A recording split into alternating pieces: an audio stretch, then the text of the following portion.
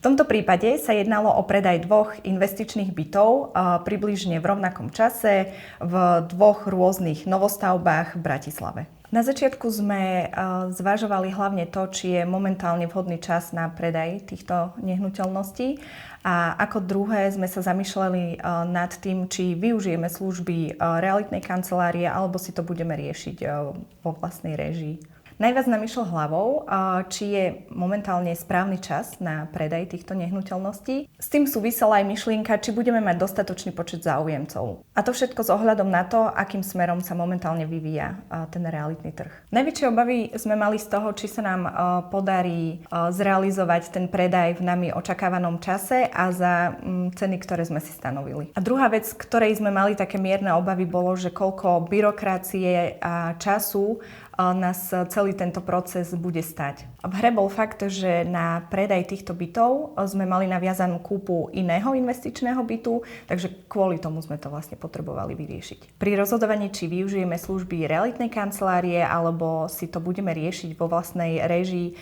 zohral hlavnú úlohu fakt, že sme boli celkom vyťažení, máme doma malé dieťa a potrebovali sme to vyriešiť čo najrýchlejšie a čo najjednoduchšie. Po zvážení všetkých plusov a mínusov sme sa rozhodli, že nakoniec využijeme služby realitnej kancelárie na predaj týchto nehnuteľností. V podstate všetky naše obavy opadli po stretnutí s realitným maklérom, kde nám vysvetlil celý proces, ako bude prebiehať, poskytol nám detailnú analýzu a potom sme už v podstate nemali ani čo riešiť. A zároveň nám zodpovedal všetky otázky, ktorých naozaj nebolo málo, takže nadobudli sme istotu.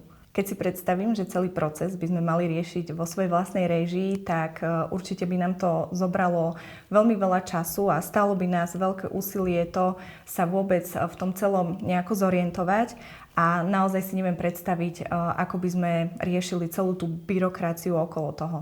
Celé to malo veľmi hladký priebeh, realitná kancelária nám pripravila všetky podklady, zrealizovala fotenie a dokonca na naše očakávania pripravila aj virtuálny staging, keďže išlo o obidve nehnuteľnosti, ktoré boli v novostavbe, boli nezariadené a boli v podstate iba v štandarde.